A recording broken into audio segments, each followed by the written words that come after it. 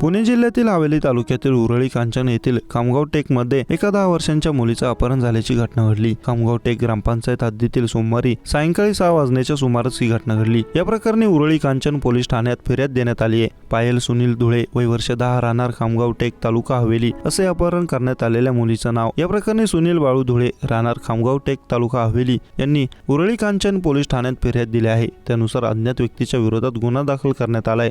मिळालेल्या माहितीनुसार खामगाव टेक परिसरात सायंकाळी 5 वाजण्याच्या सुमारास पायल ही तिच्या चुलते आणि चुलती यांच्या बरोबर बाहेर गेली होती। यावेळी एक इसम हा पायल आणि तिच्या चुलत्याजवळ आला। यावेळी त्याने चुलत्याला बोलवून त्या ठिकाणची ओळख सांगितली। पायलच्या काकाला बोलण्यात गुंतवलं। त्याचबरोबर बोलत बोलत मुलीची सर्व माहिती विचारून घेतली। त्यानंतर त्या इस्माने मुलीच्या काकाला मोठ्या प्रमाणात दारू पाजली। त्यानंतर चलाकीने पायलला दुचाकीवर बसविले आणि त्या ठिकाणावरून निघून गेला। यावेळी काकीने सदर घटना मुलीच्या वडिलांना सांगितली। यावेळी परिसरातील खामगाव टेक आणि तसेच परिसरातील कंपनी, माजी सरपंच यांच्या घराशेजारील सीसीटीव्ही तपासले। सहजपूर परिसरातील सीसीटीव्हीत एक इसम मुलीला दुचाकीवरून घेऊन जात असल्याचं दिसलं। दरम्यान यावेळी एक इसम या मुलीला दुचाकीवरून घेऊन जाताना दिसून आला। त्याच्या गाडीचा नंबर थोड्या प्रमाणात दिसत आहे। या प्रकरणी उरळी कांचन पोलीस ठाण्यात अज्ञात व्यक्तीच्या विरोधात तक्रार देण्यात आली आहे।